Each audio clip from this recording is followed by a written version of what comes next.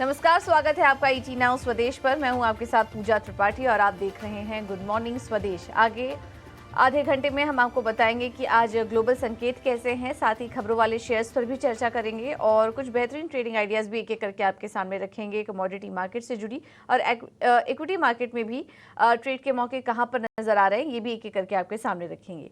चलिए शुरुआत सबसे पहले कर लेते हैं एशियाई बाजारों से और यहाँ पर अच्छी शुरुआत देखने को मिल रही है। गिफ्ट निफ्टी से तो फिलहाल पॉजिटिव संकेत ही हैं और करीब 40 अंक ऊपर इस वक्त गिफ्ट निफ्टी कारोबार कर रहा है। वहीं जापान के बाजार अगर देखेंगे तो वहां पर हल्की बढ़त देखने को मिल रही है। चीन के बाजार भी आज 3 दिन की छुट्टी के बाद खुले और हल्की बढ़त के साथ यहां पर भी कारोबार हो रहा है। अब हमको बता दें कि आज साउथ कोरिया और हांगकांग के बाजार बंद रहेंगे। तो एशियाई बाजारों से शुरुआत पॉजिटिव है। अगर अन्य संकेतों पर नजर डालें तो आज हम देख रहे हैं कि आज दुनिया भर के बाजार जो हैं उसकी नज़र रहेगी फेड के फैसले पर। और उसके पहले हम देख रहे हैं कि यूएस मार्केट में थोड़ा मिला जुला कारोबार देखने को मिला। डाउ जोन्स लाल निशान में बंद हुआ, लेकिन नैस्डैक और S&P 500 देखेंगे तो वो हल्की बढ़त के साथ बंद हुए, लेकिन सपाट क्लोजिंग देखने को मिली और डाउ जोन्स ने भी ऊपरी स्तरों से सारी बढ़त गंवा दी और दिन के निचले स्तर पर जाकर बंद हुआ डाउ जोन्स। तो काफी मिला जुला कारोबार था। हम कह सकते हैं कि फेड की बैठक के पहले और कोई फैसले आने के पहले काफ़ी कॉशियस ट्रेड दुनिया भर के बाजारों में इस वक्त देखने को मिल रहा है। कल भारतीय बाजारों में भी ऐसी ही कुछ स्थिति थी। आपको बता दें कि आज शाम भारतीय समय अनुसार ब्याज दरों पर फैसला आएगा और ब्याज दरों में 0.25 से आधा % की कटौती की उम्मीद की जा रही है। पॉसिबिलिटी काफ़ी ज़्यादा हो चुकी है कि फेड आधे % कटौती का निर्णय ले, लेकिन मत काफ़ी बड़े हुए हैं। कुछ का मानना है कि अभी फिलहाल इतना अग्रेसिव कट नहीं करना चाहिए और 25 बेसिस पॉइंट की कटौती फिलहाल करनी चाहिए, ये फिलहाल एक्सपर्ट का मानना है। तो राय काफ़ी मिली जुली निकल कर आ रही है, कॉमेंट्स काफ़ी मिले जुले हैं। देखना होगा कि फेड इन सबके बीच क्या निर्णय लेता है। हम अगर इस बार के कटौती की बात करें तो 4 साल में पहली बार ब्याज दरों में कटौती होगी। 2020 मार्च 2020 से कटौती का एक कटौती देखने को मिली थी। कोरोना के समय था, वो 1% की कटौती थी, लेकिन उसके बाद जब रूस यूक्रेन के बीच टेंशन शुरू हुई उसके बाद हमने देखा कि एक बढ़त का ट्रेंड शुरू हुआ। हालांकि पिछले 14 महीने से हम देख रहे हैं कि फेड स्टेटस को मेंटेन किए हुए है। ब्याज दरें 5.25 से 5.5% के बीच ही स्थिर है। लेकिन इस बार काफ़ी स्ट्रॉन्ग चांसेस दिखाई दे रहे हैं कि इस बार कटौती तो होगी ही, क्वांटम कितना होगा ये देखना होगा फेड की तरफ से, क्योंकि जो वजह है वो भी काफ़ी स्ट्रॉन्ग बन रही है। महंगाई में हम कमी देख रहे हैं, लेबर मार्केट कमज़ोर आ रहा है और अब मंदी की बात की जा रही है, मंदी की आहट थोड़ी बढ़ चुकी है। तो वापस से अब ब्याज यही सब मान के चल रहे हैं कि फेड को अब यहाँ से ज़्यादा देरी नहीं करनी चाहिए और जल्दी दरों में कटौती को लेकर कुछ फैसला लेना चाहिए। देखना होगा कि कितना कटौती होती है फेड की तरफ से और कमेंट्री क्या आती है, इन सब पर नज़र रहेगी। तो दुनिया भर के बाजार की नज़र टिकी हुई है आज के फेड के फैसले पर। उसके पहले हम देख रहे हैं कि बॉन्ड यील्ड्स फिलहाल 3.64% पर है, हल्की बढ़त वहां पर है। डॉलर इंडेक्स 100 के पास स्टेबल है। सोना रिकॉर्ड ऊंचाई के पास फिलहाल बरकरार है। कॉमेक्स पर भाव $2600 के पास बना हुआ है। दरों में कटौती के अनुमान से क्रूड में हम देख रहे हैं कि 1% की तेजी देखने को मिल रही है। दूसरी तरफ यूरोप के बाजार भी देखेंगे तो वो भी अच्छी बढ़त के साथ बंद हुए। इस बीच एक और आंकड़ा आया है, यूएस में रिटेल बिक्री के आंकड़े काफी मजबूत आए हैं। 0.2% की गिरावट का अनुमान था, लेकिन उसके सामने 0.1% की बढ़त देखने को मिली है। तो एक आंकड़े थे जिसको कि बाजार वॉच कर रहा था और अब आज जो फैसला आएगा उस पर भी दुनिया भर के बाजारों की नज़र फिलहाल टिकी हुई है। तो ये एक बड़ा इवेंट है इस वक्त बाजारों के लिए। ये तो बात हुई ग्लोबल मार्केट से संकेतों की। एक बार एफआईएस और डीआईएस के आंकड़े भी देख लेंगे। कैश मार्केट में एफआईएस की तरफ से खरीदारी हुई है, लेकिन बहुत ज़्यादा बड़ा आंकड़ा नहीं है। नेट 480 करोड़ की खरीदारी हुई है। डीआईएस ने भी थोड़ी कॉशियस बाइंग ही की है और 874 करोड़ की नेट बाइंग यहाँ पर देखने को मिली है डीआईएस की तरफ से। इंडेक्स फ्यूचर में भी ज़्यादा कुछ बड़ा एक्शन या आंकड़ा नजर नहीं आ रहा है, 426 करोड़ की बाइंग है। इंडेक्स ऑप्शन की बात करें तो एफआईएस ने बिकवाली की है, 35,880 करोड़ की बिकवाली यहाँ पर एफआईएस करके गए। तो ये एक बड़ा आंकड़ा था बिकवाली का ऑप्शंस में। हम आपको बता दें कि आज बैंक निफ्टी की भी एक्सपायरी है, कल निफ्टी की एक्सपायरी होगी। उसके पहले हम देख रहे हैं कि ऑप्शंस में एक बिकवाली आई है। अब समझना होगा कि आज निफ्टी और बैंक निफ्टी में किस तरह से ट्रेड लें, कौन से लेवल्स इंपॉर्टेंट होंगे आज के लिए, ये बार समझ लेते हैं। हमारे साथ फोन लाइन पर डिम्पी कालरा जुड़ चुके हैं पूरा एनालिसिस लेकर। डिम्पी, गुड मॉर्निंग, बताइए। गुड मॉर्निंग पूजा। अगर आप देखें कल मार्केट के अंदर one of the dullest day था, आप उसके अंदर ट्रेड ही नहीं कर पा रहे थे ICICI के अंदर। और कल निफ्टी की और बैंक निफ्टी की क्लोजिंग 34 और 35 पॉइंट ऊपर बंद हुई है।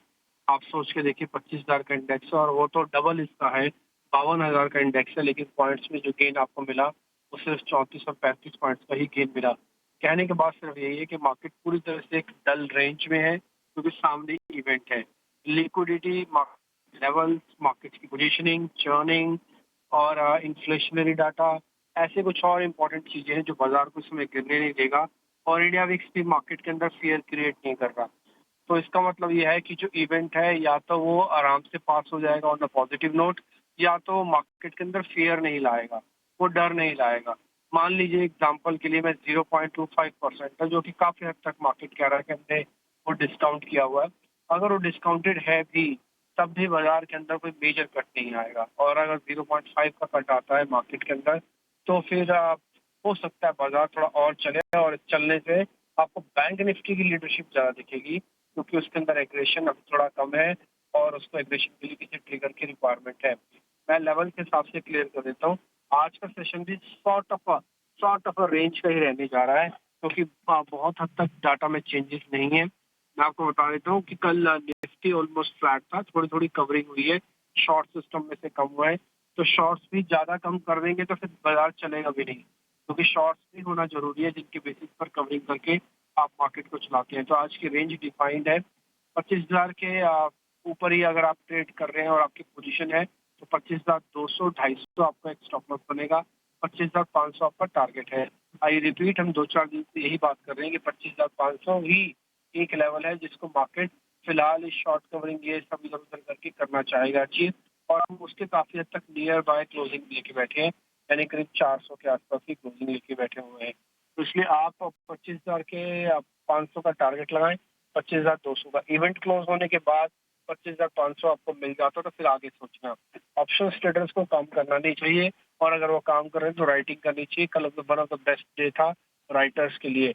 आते हैं बैंक निफ्टी के डाटा पे। बैंक निफ्टी में 52,000 के ऊपर की क्लोजिंग बैक टू बैक मिली हुई है आपको। तो 52,500 तक का अपना टारगेट रखें, और 52,000 का पहला स्टॉप लॉस, 51,800 का दूसरा स्टॉप लॉस भी रख सकते हैं। जिनको सीरीज रखना है उनको 51,500 रखना चाहिए। मान लो कोई खबर अच्छी नहीं आई, तो मार्केट जब कोई भी थोड़ा जर्क भी लेता है, इन एग्जाम्पल, तो आपका 51,500 नहीं कटेगा। तो ये इंपॉर्टेंट लेवल है जो आज वॉच करने के हैं। ऑप्शन ट्रेडिंग के अंदर थोड़ा देख के काम करना है, इंट्राडे स्विंग और राइटिंग ज्यादा करना। दूसरा, 10 शेयर F&O बैन में है, तो फ्यूचर्स में भी स्टॉक्स की पोजीशन लेते समय ध्यान रखिएगा। FIs की होल्डिंग, रिटेल की होल्डिंग और DIs की होल्डिंग में कोई मेजर चेंजेस नहीं है। FIs के 68% लॉन्ग करके बैठे हैं।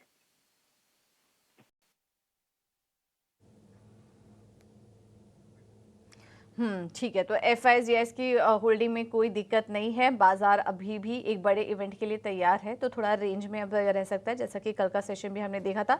लेवल्स आपको बता दिए हैं। बहुत शुक्रिया डिम्पी आपका ये पूरा एनालिसिस करने के लिए। तो आज के लिए जो अहम लेवल निकल कर आ रहा है निफ्टी की अगर बात करें, तो इस वक्त निफ्टी में देखें तो आज के लिए अहम रेजिस्टेंस लेवल निकल कर आ रहा है ऊपर की तरफ 25,500 से 25,650 का, और नीचे की तरफ 25,200 से 25,000 का ये अहम सपोर्ट लेवल है। ऊपर की तरफ 25,500 के जो लेवल्स हैं वो खुल चुके हैं निफ्टी के लिए। और बैंक निफ्टी की बात करें तो 52,200 से 52,500, नीचे की तरफ अब अहम सपोर्ट लेवल्स जो निकल कर आ रहे हैं वो 51,800 से 51,500 के हैं। लेकिन पिछले काफ़ी समय से जो हम देख रहे हैं कि फेड बैठक के पहले बाजार एक रेंज बाउंड देखने को मिल रहा है। कल का सेशन भी वही था, काफ़ी डल मार्केट था, तो इसी रेंज को प्ले आउट करने की कोशिश कीजिए। ऑप्शन ट्रेडर्स के लिए काफ़ी अच्छा मौका है, जो कि डिम्पी भी अभी हाईलाइट कर रहे थे। वो यहाँ पर पोजीशन लेके चल सकते हैं, रेंज का ध्यान ज़रूर रखें। आगे बढ़ते हैं और मार्केट पर एक और रणनीति समझ लेते हैं। हमारे साथ investforeju.com से आदित्य अग्रवाल मौजूद हैं। Aditya ji, thank you so much ET Now Swadesh को समय देने के लिए। बताइए आप कैसी शुरुआत आज देख रहे हैं निफ्टी और बैंक निफ्टी की, और किन शेयरों में ट्रेड करें? गुड मॉर्निंग पूजा, शो पे बुलाने के लिए शुक्रिया। अगर मैं निफ्टी और बैंक निफ्टी की बात करूं तो एक बहुत ही छोटे दायरे में ट्रेड कर रहा है निफ्टी। स्पेसिफिकली 25,450 नहीं निकाल पा रहा है निफ्टी। पिछले कुछ 3 ट्रेडिंग सेशंस में हमने देखा है कि मार्केट वहीं पे रेजिस्टेंस ले रहा है लगातार 25,450 के आसपास, और अगर आज हम देखें एसजीएस निफ्टी भी फ्लैट ओपनिंग की तरफ बता रहे हैं, तो ये लेवल एक क्लोजली मॉनिटर करना पड़ेगा ट्रेडर्स को। 25,450 25,500 का लेवल, अगर उसके ऊपर मार्केट निकल के सस्टेन करता है तो ही फ्रेश लॉन्ग पोजीशंस बनाने की सलाह रहेगी।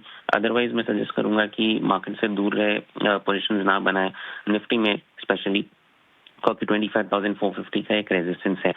अगर हम बैंक निफ्टी की बात कर ले तो बैंक निफ्टी में हमने एक अच्छा मूव देखा है पूजा, लेकिन अब मुझे लग रहा है एक थोड़ा पुल बैक अगर आता है 52,000 या 51,900 के आसपास, तो वहाँ पे एक फ्रेश लॉन्ग इनिशिएट कर सकते हैं। टारगेट रहेंगे ऊपर में 52,500 52,700 के। ओवरऑल बैंक निफ्टी में मुझे लग रहा है आउट परफॉर्मेंस कंटिन्यू होना चाहिए यहाँ से एज कम्पेयर टू निफ्टी, क्योंकि उसमें एक अप मूव ज्यादा अच्छा दिख रहा है। और अगर हम स्टॉक स्पेसिफिक बात कर ले तो 2 बाय रिकमेंडेशन रहेंगे मेरे तरफ से, क्योंकि स्टॉक्स और सेक्टर्स में भरपूर मोमेंटम है, तो मैं सजेस्ट करूंगा स्टॉक स्पेसिफिक ही रहना चाहिए ट्रेडर्स को। पहला स्टॉक है अदानी ग्रीन का स्टॉक, एक रेजिस्टेंस से ब्रेकआउट करने के लिए रेडी है। असेंडिंग ट्रायंगल पैटर्न फॉर्म हो रहा है और 2 दिन से वॉल्यूम पैटर्न बहुत अच्छे दिख रहे हैं, तो करंट लेवल्स पे खरीदारी की सलाह रहेगी। मुझे लग रहा है आज के ट्रेडिंग सेशन में शायद एक बड़ा ब्रेकआउट आ सकता है, उसमें टारगेट रहेगा 2160 और स्टॉप लॉस लगाना है 1830 का। सेकंड स्टॉक है एबीबी, एक बहुत अच्छे कंसोलिडेशन के बाद हमने कल देखा एक अच्छा मूव दिखाया स्टॉक ने, और वो फॉलो अप मूव आ सकता है आज के ट्रेडिंग सेशन में भी, तो एबीबी में खरीदारी की सलाह रहेगी। टारगेट रहेगा यहाँ पे 8300, स्टॉप लॉस लगाना है 7650।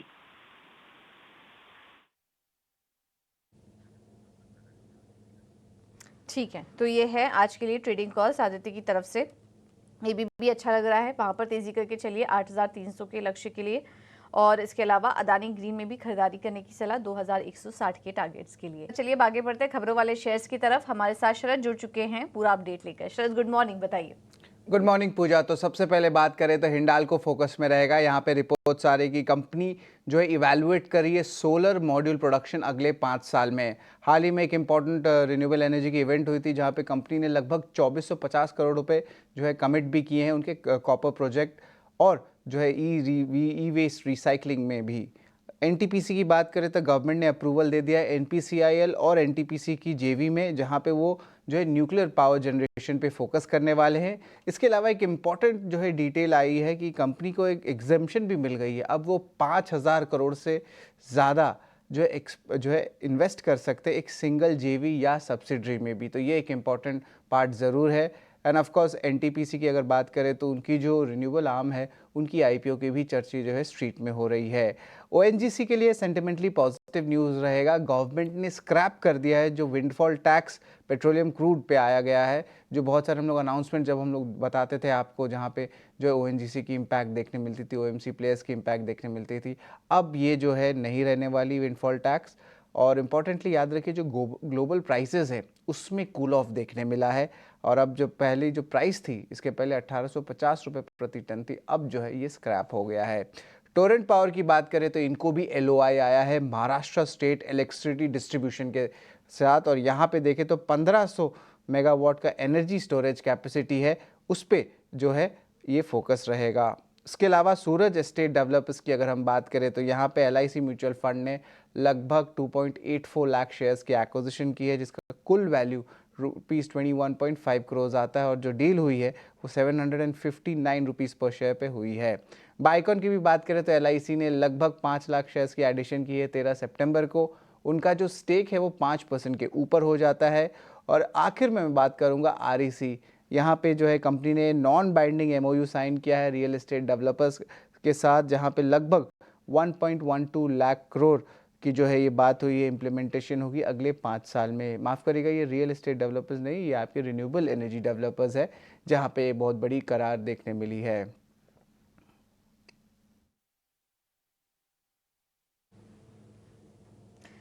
बिल्कुल, बहुत बहुत शुक्रिया शरद आपका ये पूरा अपडेट देने के लिए। तो आज ये तमाम स्टॉक्स फोकस में रहेंगे खबरों के चलते। हिंडाल्को पर नजर रखिए, सोलर मॉड्यूल प्रोडक्शन में उतरने की योजना है अब कंपनी की, हिंडाल्को की, तो ये एक काफ़ी बड़ा ट्रिगर होगा आज कंपनी के लिए, इस पर नज़र रखिए।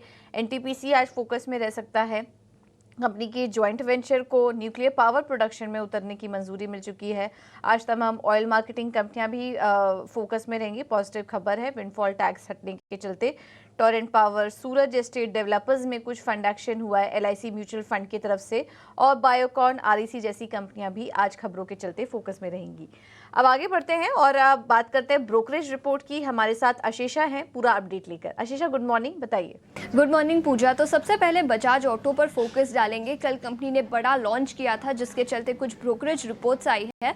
सबसे पहले CLSA जिन्होंने अंडर परफॉर्म की रेटिंग बरकरार रखी है और टारगेट प्राइस 7,000 रुपये प्रति शेयर का दिया है। उनका मानना है कि कंपनी का जो नया लॉन्च है वो गेम चेंजर होगा। थोड़ी सी कंपटीशन बढ़ रही है इस पर्टिकुलर सेगमेंट में, लेकिन ऑल इन ऑल उनका नज़रिया इस लॉन्च को लेकर काफ़ी पॉजिटिव है। उनका मानना है कि एक्सपोर्ट मार्केट्स में थोड़ा सा प्रेशर है जिसके चलते उन्होंने अभी भी अंडर परफॉर्म की रेटिंग बरकरार रखी है, लेकिन लॉन्च पर उनका नज़रिया काफ़ी पॉजिटिव है। 7,000 रुपये प्रति शेयर का लक्ष्य बजाज ऑटो पर दिया है। इसके अलावा LTI माइंट्री, जहां पर सिटी ने मैनेजमेंट के साथ कुछ बातचीत की और मैनेजमेंट का मानना है कि सेकंड क्वार्टर के रेवेन्यू ट्रेंड्स फर्स्ट क्वार्टर के सिमिलर रह सकते हैं। मार्जिन्स पर भी थोड़ा सा दबाव रहेगा। याद रखें ग्रोथ कंसर्न्स है जिसके चलते मार्जिन्स पर पिछले कुछ क्वार्टर से दबाव रहा है और वो कंटिन्यू होता हुआ नज़र आ सकता है। उनका मानना है कि डिस्क्रिशनरी स्पेंडिंग में अभी ज़्यादा कुछ अपटिक नहीं दिखा है। तो all in all cautious commentary LTI माइंट्री से आती हुई सिटी ने बिकवाली की राय रखी है। 5,635 रुपीज़ प्रति शेयर का लक्ष्य रखा है। इसके अलावा L&T पर भी फोकस करें। गोल्डमैन सैक्स की रिपोर्ट आई है, खरीदारी की राय 3,700 रुपये प्रति शेयर का लक्ष्य। यहाँ पर भी मैनेजमेंट से कुछ बातचीत की। Important management commentary, management India capex story को लेकर काफ़ी पॉजिटिव है और मिडिल ईस्ट से भी कंपनी को काफ़ी सारे ऑर्डर्स आ रहे हैं जिसके चलते उनका नज़रिया काफ़ी पॉजिटिव है। उनका मानना है कि data centre, semiconductor, green hydrogen, nuclear energy ये कुछ ग्रोथ ड्राइवर्स रहेंगे कंपनी के लिए। तो L&T पर गोल्डमैन सैक्स की रिपोर्ट 3,700 रुपये प्रति शेयर का लक्ष्य। इसके अलावा लास्ट में बजाज फाइनेंस पर भी फोकस करेंगे। मॉर्गन स्टैनली की रिपोर्ट आई है, ओवरवेट की राय 9,000 रुपये प्रति शेयर का लक्ष्य। हाल ही में लिस्टिंग हुआ था बजाज हाउसिंग फाइनेंस का जो कंपनी की सब्सिडरी है, तो इसके चलते कुछ वैल्यूएशन एडजस्टमेंट। उनका मानना है कि स्टैंडलोन फाइनेंशियल्स पर अब स्ट्रीट की नज़र रहेगी। नियर टर्म में हाँ थोड़ा सा परफॉर्मेंस कैसा रहता है बजाज हाउसिंग फाइनेंस का उस पर इम्पैक्ट रहेगा, लेकिन लॉन्ग टर्म में स्टैंडलोन फाइनेंशियल्स पर स्ट्रीट की नज़र रहेगी। वैल्यूएशंस काफ़ी अट्रैक्टिव है। रिटर्न ऑन इक्विटी और EPS ग्रोथ भी कंपनी का काफ़ी अच्छा रहेगा। तो उन्होंने ओवरवेट की राय 9,000 रुपये प्रति शेयर का लक्ष्य बजाज फाइनेंस पर दिया है।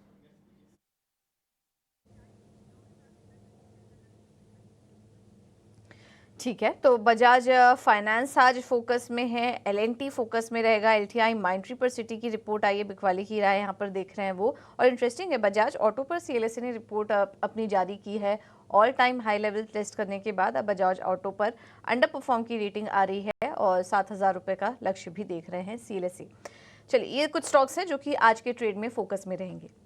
अब बढ़ेंगे कमोडिटी मार्केट की तरफ। हमारे साथ केडिया कमोडिटीज से अजय केडिया जी मौजूद हैं। Ajay ji, thank you so much इचिनाव स्वदेश को समय देने के लिए। काफ़ी अहम इवेंट की तरफ बढ़ रहे हैं हम, और उसके पहले कमोडिटी मार्केट में अगर देखें तो काफ़ी चीज़ें फिलहाल स्टेबल नज़र आ रही हैं। सोने चांदी से पहले शुरुआत करते हैं। अपने लाइफ टाइम हाई लेवल्स के पास अभी भी बरकरार है, यहाँ से क्या आप और तेज़ी देख रहे हैं या फिर फिलहाल अभी इवेंट का वेट करेंगे, उसके बाद कोई निर्णय लेंगे? वेरी गुड मॉर्निंग जी। डेफिनेटली पिछले 2 दिन से हम देखते हैं मार्केट एक सीमित दायरे में ट्रेड कर रहा है और एज ऑफ नाउ भी हमें लगता है कि मार्केट थोड़ा सा डाइजी रहेगा आज मॉर्निंग सेशन में। 2-3 दिन से हम 73 से लेकर 73,500 का जोन M6 पे देख रहे हैं। सबसे पहले अगर हम इंटरनेशनल मार्केट की अगर बात करते हैं तो इंटरनेशनल मार्केट में आप देखिए प्राइस 2580 के SDX घूम रहा है, जिस दिन से डॉलर में गिरावट हुई है उसका एक सपोर्ट मिला हुआ था, बट अब प्राइसिंग किया जा रहा है कि 50 बेसिस पॉइंट तक का रेट कट आ सकता है, क्योंकि 25 ये ऑलरेडी डिस्काउंट हो चुका है। तो 50 का जो प्रोबेबिलिटी वो 67% पहुंच चुकी है। अगर 50 बेसिस पॉइंट का कट आता है तो एक बड़ी रैली सोने और चांदी में मिल सकती है, एल्स मार्केट थोड़ा सा टेक्निकल पुल बैक होता हुआ दिखाई देगा। तो मुझे लगता है आज मॉर्निंग सेशन में सोने में थोड़ा सा दबाव रह सकता है। उस दबाव के चलते 73,500 पे बेचना है। स्ट्रिक्ट स्टॉप लॉस 73,850 का लगाना है। 72,800 का एक छोटा पुल बैक मिलेगा, बट कोई बड़ा पोजीशन लॉन्ग साइड और शॉर्ट साइड में। सिमिलरली चांदी की भी बात करें तो बार बार 90,000 के ऊपर प्राइसेस को जाते हुए देख पा रहे हैं, बट वो सस्टेन नहीं कर पा रही है। ये थोड़ा सा कंसर्निंग है। तो टाइमिंग जब तक कोई डेटा पॉइंट प्रॉपर नहीं आता है फेड की ओर से, 89,500 पे बेचना है।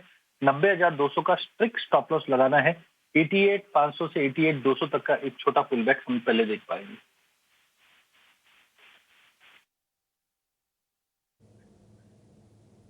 ठीक है। और ये तो सलाह हुई सोने चांदी पर। कच्चे तेल में भी अजय हम देख रहे हैं कि हल्की हल्की बाइंग नजर आ रही है फेड फैसले के पहले। क्या ट्रेड लेना चाहिए क्रूड में? देखिए, कच्चे तेल की अगर बात करें तो हमने देखा था पिछले हफ्ते जो लैंडफॉल हुआ है हरिकेन का, उसकी वजह से प्राइस को सपोर्ट मिला है, डॉलर इंडेक्स की गिरावट है, रेट कट की प्रोबेबिलिटी है, लेकिन डिमांड कंसर्न अभी भी बना हुआ है। बट आई थिंक अभी जो है वो लैंडफॉल जो हरिकेन का हुआ उसकी वजह से तेजी बनी थी, तो मुझे लगता है आज थोड़ा दिन के सेशन में थोड़ा पुल बैक मिल सकता है, लेकिन कुल मिला के एक दायरा रहेगा 6,050-60 के ऊपर सस्टेनेबल नहीं है, करेक्शन जरूर है। तो आज के लिए 5900 पे बाय करना है, 5820 का स्ट्रिक्ट स्टॉप लॉस लगाना है, 6080 तक का लेवल मिल सकता है। वहीं अगर नेचुरल गैस की भी अगर बात करें तो कल हमने 200 के ऊपर प्राइसेस को जाते हुए जरूर देखा, बट मुझे लगता है जो हरिकेन का इम्पैक्ट था वो अब कम होता हुआ दिखाई देगा, जिसकी वजह से कल शाम को ही हमने वापस फॉल बैक देखा है। तो temporary technical correction natural gas में मिल सकता है, जहाँ पे 200 पे बेचना है, 204 का स्ट्रिक्ट स्टॉप लॉस लगाना है, 192 का टारगेट हम देख सकते हैं।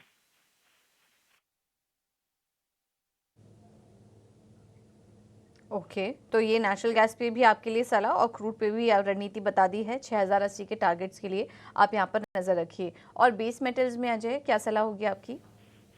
चाइना मार्केट हॉलिडे मूड पे ही है एज ऑफ नाउ, उसकी वजह से कोई नई अपडेट्स चाइना की ओर से नहीं, बट ये उम्मीद जताई जा रही है चाइना से भी रेट कट और साथ में इकोनॉमी को बूस्ट करने के लिए कुछ स्टिमुलस दिया जा सकता है, जिसके चलते प्राइसेस में तेजी का ही रुख रहेगा। बाय ऑन ड्रॉप की रणनीति बना के ट्रेड करना चाहिए, जहाँ पे कॉपर 802 803 के करीब लेके चलिए, 798 का स्टॉप लॉस रखिए, 812 का टारगेट रहेगा। जिंक के अंदर भी 266 पे लेके चलना है, 264 का स्टॉप लॉस रहेगा, 270 का टारगेट हम देख सकते हैं।